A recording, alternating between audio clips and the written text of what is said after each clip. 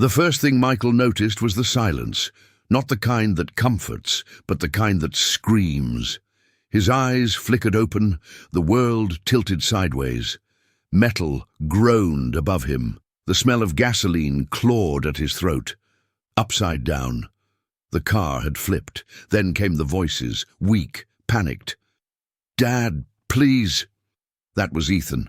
A second voice, more frantic, came moments later. "Dad, it hurts." Liam. Michael tried to move, pain shooting through his ribs. He fought with the seatbelt, his fingers numb, breath ragged. Finally free, he crawled through shattered glass toward the back seat. His boys were trapped, both unconscious. One's legs pinned under the crushed frame, the other barely breathing, face streaked with blood. Flames hissed from under the hood. Panic turned to terror. He only had seconds. One child could be pulled out. The other, he couldn't reach. Not in time. Michael hesitated. Tears burned down his face as he made the impossible choice.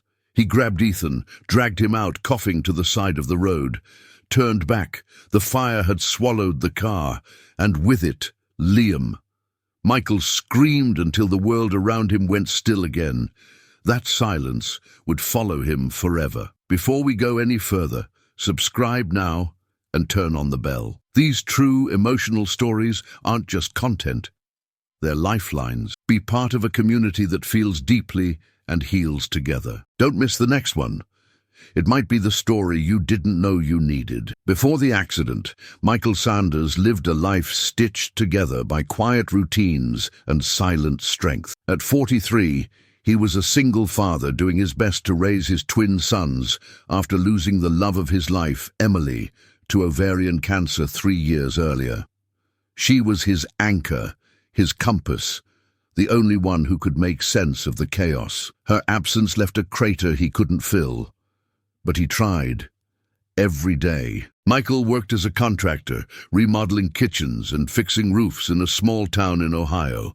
His hands were always rough, his back sore, but he never complained. Providing for Ethan and Liam was his purpose now. They were everything to him. Ethan was the thoughtful one, always drawing, sketching superheroes, quietly observing the world like he knew something no one else did. Liam, on the other hand, was sunlight, loud, laughing, constantly moving. They were twins, but opposites in every way. Even in grief they laughed. Michael made sure of that. He kept the bedtime stories alive, the Sunday pancakes, the little rituals that held them together. He was determined to keep Emily's spirit in their home, to honor her by raising their boys into men she'd be proud of. But beneath the surface, Michael carried fear. Fear of failing them, fear of not being enough. The weight of responsibility sat heavy on his shoulders. Some nights, when the boys were asleep, he'd sit on the back porch, staring into the dark, asking questions that had no answers. He had one dream left. Just one. To move his family out of their aging rental house and into a safer neighborhood where the boys could have space to grow and a chance at something better. He had started saving little by little, cutting corners wherever he could. Everything he did was for them. Every choice, every sacrifice. And for a while, it seemed like they were finally turning a corner, until that rainy Tuesday morning, until the silence. For months, Michael had been quietly building a plan, a dream rooted in the simplest of desires: safety. Not for himself, but for Ethan and Liam. He wanted them out of the aging duplex near the highway, away from the late-night sirens and boarded-up buildings. He wanted them somewhere with trees, with space, with light, a neighborhood where they could ride their bikes without fear. He'd been putting money aside slowly, every spare dollar from the jobs he worked on weekends, every refund, every tip tucked away in a mason jar hidden behind the cereal boxes. He didn't tell the boys much. He just kept saying, "One day soon things are gonna change." And then came the break he'd been praying for. A contractor in a wealthier part of town offered him steady work, 6 months guaranteed. It wasn't just a job, it was momentum. With it came just enough extra to make a move feel real. The first tangible step was the car. It wasn't new, far from it. a beat-up 07 Ford Explorer with too many miles and a dented bumper. But it ran. It had heat. And it meant he could finally take the boys to school without walking in the snow or waiting for late buses. They celebrated with pizza on the living room floor. Liam danced around with a slice in his mouth. Ethan sat beside his dad, drawing their future house on a napkin. Michael kept that napkin. That weekend, he drove them to the new school district to show them the streets, the parks, the possibilities. Liam pressed his face to the window, narrating everything he saw. Ethan just smiled, quietly soaking it all in. Michael felt like he was winning. For once, he wasn't just surviving, he was building something. They began waking up earlier for the drive. The boys joked about which one of them could get dressed faster. Mornings became chaotic in the best way. Michael even started humming again, something he hadn't done since Emily passed. The house was still the same. The job still hard. But the road ahead looked brighter. They were moving towards something that felt like hope. And then came that Tuesday morning, rain tapping on the roof, backpacks ready. Liam couldn't find his other shoe.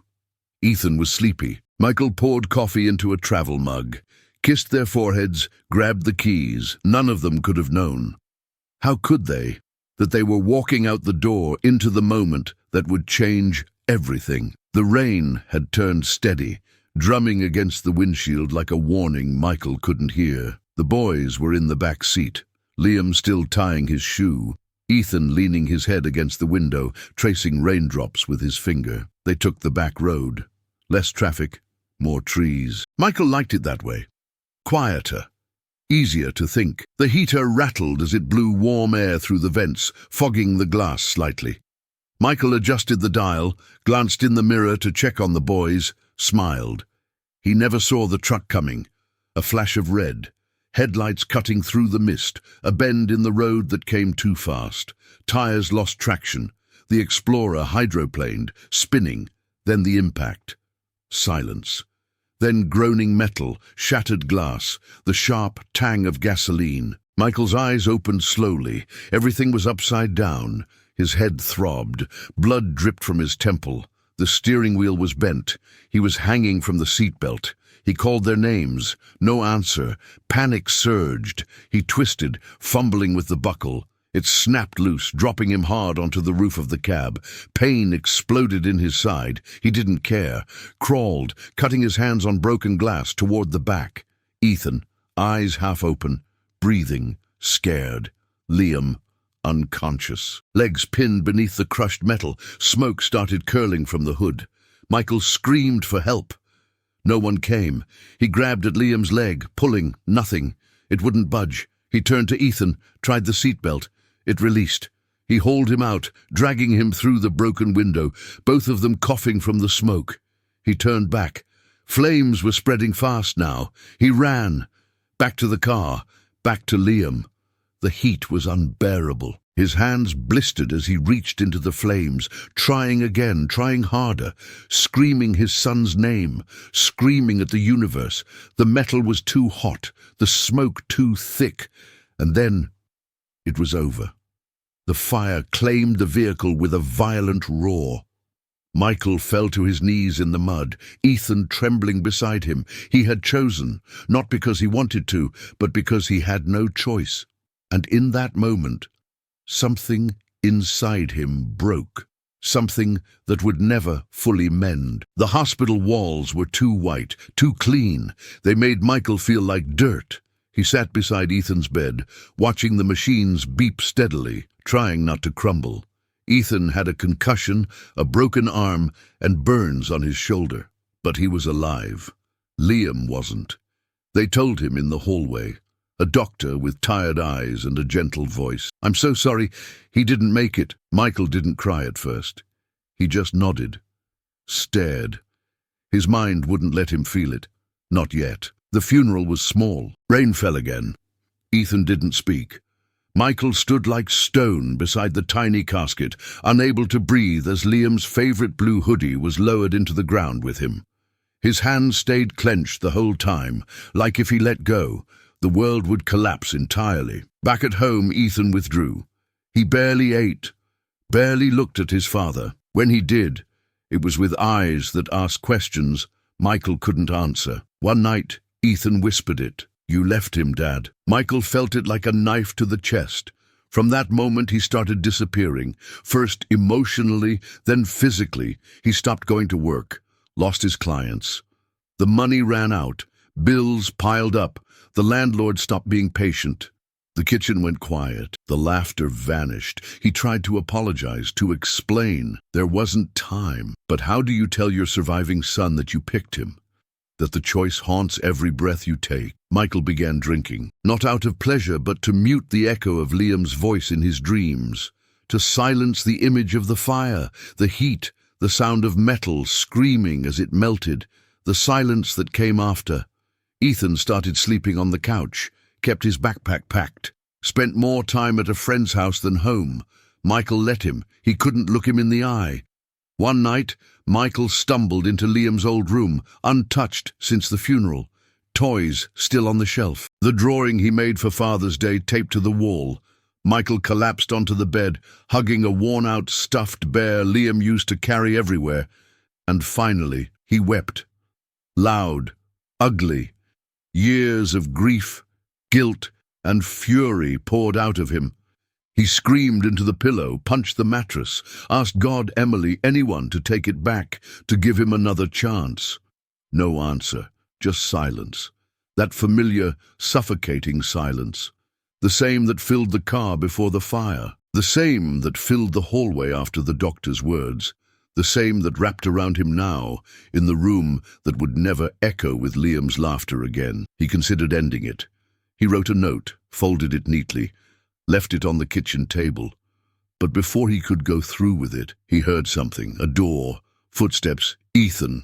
He'd come home early, saw the note, read it, said nothing, just stood there. Michael looked at his son, really looked at him, and realized if he left, Ethan would be alone, truly alone. And even if Ethan couldn't say it, he still needed a father, even if that father was broken. If this moment echoes something inside you, take a second to like the video and share your thoughts in the comments. You're not alone, and your words might help someone else feel seen. Sometimes, the smallest stories we share can create the deepest connections. Let's heal together. The letter stayed on the table for days. Neither Michael nor Ethan mentioned it, but something shifted in the silence that followed. It wasn't forgiveness. Not yet. But it was acknowledgement. A quiet recognition that the pain wasn't one-sided, that both of them were drowning, just in different waters. A week later, Michael visited the cemetery alone. The sky was overcast, wind tugging at his jacket. He sat by Liam's grave, the headstone still too new, too clean. "I don't know how to do this," he whispered. "I'm failing him, Lee. I'm failing your brother." His hands trembled as he pulled something from his pocket, a folded drawing, the one Liam had made for him on Father's Day. Stick figures holding hands, smiling faces. Above it, in shaky crayon letters, "Me, Dad, Ethan and Mommy in heaven, together forever." Michael sobbed. It wasn't fair. But in that moment, he remembered something Liam used to say every time they had a bad day. "You always fix it, Dad. You always find a way." That sentence hit him like a wave. He'd forgotten who he was. He wasn't just the man who made the impossible choice. He was the man who raised 2 boys with everything he had, who kept his promise to Emily for as long as he could, who once made them believe that anything broken could be fixed. Maybe this couldn't be fixed, but maybe it didn't have to stay broken. That night, Michael found Ethan in the living room, headphones on, eyes red from crying. He sat down beside him, unsure if he was allowed to. "I don't expect you to forgive me," he said, "but I'm still your dad, and I want to try again, if you'll let me." Ethan didn't answer right away, but after a long pause, he took off his headphones and simply said, "Okay." That one word was everything. It wasn't healing, but it was the start of something. The next day, Michael found a local grief support group. It met at a small church on Thursday nights. He didn't plan to speak, just to listen, to sit in a room with others who knew the weight of loss. He didn't expect Pastor Ray, a soft-spoken man who'd lost his daughter in a car accident years before. His words didn't try to fix anything. He just spoke from the ache. "You don't have to get over it," Ray said. "You just have to live through it." Michael wrote that sentence down. Because maybe, just maybe, that was the way forward. Michael didn't change overnight, but he showed up. Every Thursday evening he walked into that small church basement and sat in the same metal chair, third row from the back. Sometimes he spoke. Sometimes he just listened, but he never missed a meeting. He carried Pastor Ray's words like a compass. You don't have to get over it. You just have to live through it. At home, things were fragile, but shifting. Michael started making breakfast again.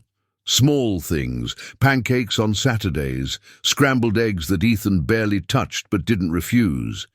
He began cleaning out Liam's room, slowly, piece by piece, not erasing him, just making space for grief to breathe. One afternoon, Michael knocked gently on Ethan's door. "I was thinking," he said, "would you want to go for a drive? Just get out of the house?" Ethan hesitated, then nodded. They didn't talk much during the drive. Michael played one of Liam's favorite playlists, quietly. A song came on that made Ethan flinch. He reached to skip it, then stopped, letting it play through. That was the first time Michael saw tears in his son's eyes since the funeral. Neither of them said a word, but in that silence, something sacred passed between them. Shared pain, a crack opening in the wall that had separated them. Afterward, they started walking together in the evenings, not every night, just when the air felt right. Sometimes Ethan would talk about school, about how weird it was to go back, about the teacher who tried too hard to be sensitive. Michael listened, didn't try to fix it, just listened. One evening, Ethan stopped mid-step and looked at his dad. "Why did you choose me?" Michael froze. His throat tightened. "I didn't choose, Ethan. I reached, and your seatbelt came loose. That's it. If it had been the other way..." Ethan looked down. "I know. It was the closest thing to peace they'd had in months." Michael started writing again, notebooks filled with letters he'd never send, to Emily, to Liam, to the version of himself he lost in the fire. He didn't know if it helped, but it kept him grounded. Honest. He and Ethan made a new rule, one meal together, no phones. It wasn't about the food, it was about not drifting. They didn't laugh the way they used to, but sometimes, when the silence between them softened, they breathed together. And for now, that was enough. Progress, as Michael quickly learned, wasn't a straight line. Some days felt almost normal. Others, like walking through glass barefoot. There were mornings when Ethan barely spoke, slipping past his father with eyes that still held blame. And there were nights when Michael sat awake, staring at the hallway light under Ethan's door, wondering if his son cried silently like he did. One of the hardest setbacks came unexpectedly. They were at the grocery store, restocking essentials. A family passed by, two boys about Ethan's age, wrestling playfully near the cereal aisle. One of them laughed in a way that sounded so much like Liam that Ethan froze. He dropped the box he was holding. Michael turned just in time to see his son's face twist, not in fear, but fury. "Why him?" Ethan shouted, voice shaking. "Why not me?" Michael reached for him, but Ethan backed away. "I hate this. I hate that I'm the one who lived." It shattered Michael, not because of the words, but because he knew exactly how that felt. They left everything in the cart, drove home in silence. That night, Ethan locked his door. Michael sat outside, his back to the wood, whispering apologies to a boy who might never fully forgive him. But the next morning, Ethan came downstairs, sat at the table, ate in silence. It was his way of saying, "I'm still here," and that was enough to keep going. They started attending family counseling. Dr. Bennett was patient, soft-voiced, never pushing too hard. She helped them name things they'd buried: guilt, resentment, fear. Sometimes Ethan would speak only 3 words in a session. Other times he poured out more than Michael thought was inside him. Michael, too, began to open.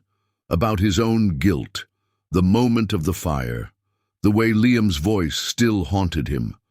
Dr. Bennett never offered easy answers, just space to feel without judgment. Eventually they began volunteering together at a local grief center, just small things, setting up chairs, organizing food, but it gave their pain purpose. Michael saw a quiet pride in Ethan when younger kids looked up to him, when parents nodded at him with eyes that understood.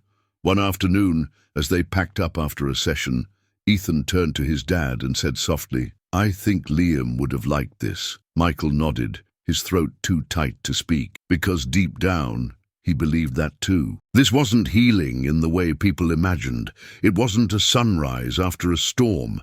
It was more like learning to breathe underwater, to live with the pressure, to carry the weight. But they were carrying it together now, and that made all the difference. It started with a box. One Saturday morning, Michael found Ethan sitting in the attic, surrounded by old photo albums and Liam's baseball glove. Dust floated in the air like ghosts of another life. On his lap was a shoebox, taped shut. "I want to bury it," Ethan said, eyes fixed on the floor.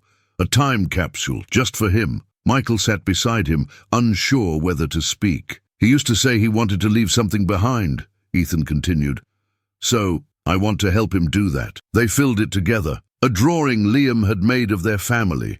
Stick figures holding hands, a Hot Wheels car scratched and chipped from years of crashes, a letter Michael wrote, folded carefully, and one of Ethan's old comic books, the pages bent and loved. They buried it beneath the old oak tree in the park where the boys used to play. No ceremony, just quiet. After the dirt was patted down, Ethan looked at his father. "Can I ask you something?" Michael nodded. "Did you love him more?" The question landed like a punch to the chest. But Michael didn't flinch. "No," he said softly. "I loved you both with everything I had." "Then why me?" Ethan's voice cracked. "Why did you save me?" Michael took a deep breath. This was the moment he dreaded and prayed for. "Because I reached, and your seatbelt gave." That's it. There wasn't time to think. If it had been Liam's that released first, I would have pulled him. "I didn't choose, Ethan, I just reacted." Ethan looked away. "But you live with it. Every day." Michael swallowed the lump in his throat. "Yeah, I do." A long pause followed. Then Ethan said something that shattered what was left of Michael's walls. "I'm glad it was me." Michael's voice caught. "You don't have to say that." "No," Ethan interrupted. "I mean it. Because if it had been me, I don't think you'd still be standing. But you kept going.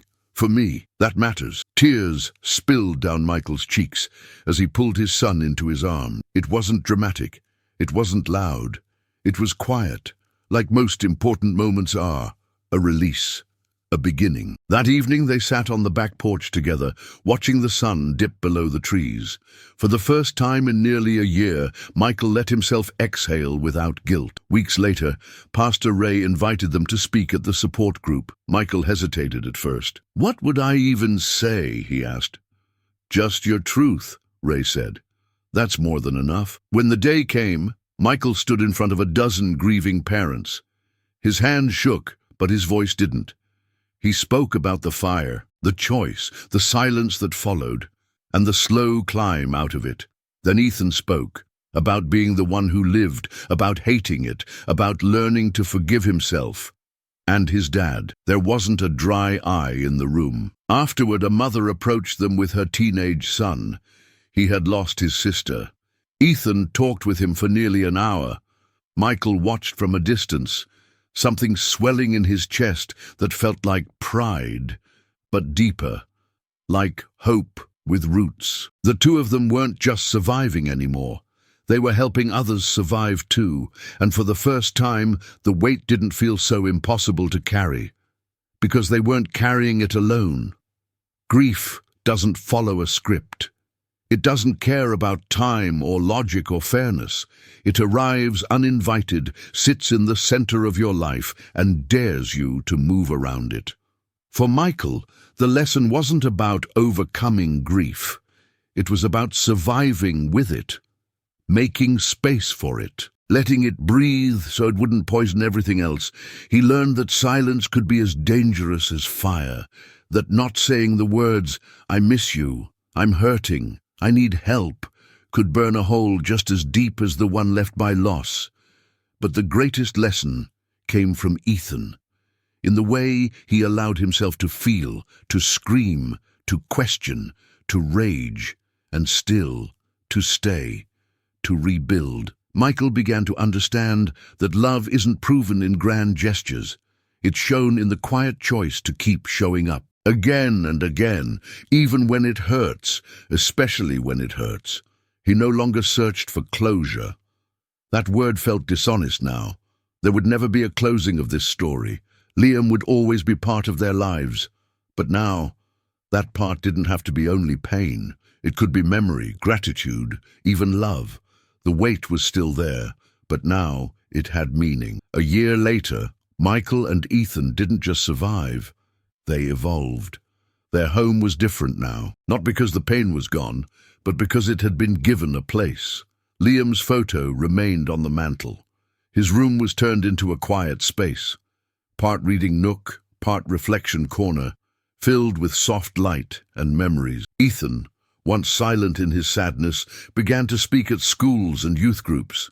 He talked about loss, about anger, about learning to keep going when nothing makes sense. Teens listened because he didn't speak like an expert. He spoke like someone who understood what it meant to carry a broken heart in a backpack.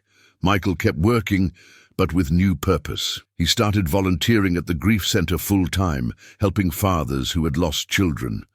Some days were heavy. Others brought unexpected light, moments of connection, stories shared over coffee, tears that no longer needed to be hidden. He never called himself healed. He never would.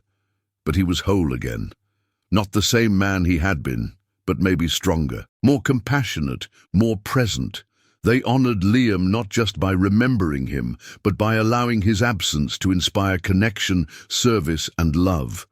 That was his legacy, and now theirs too.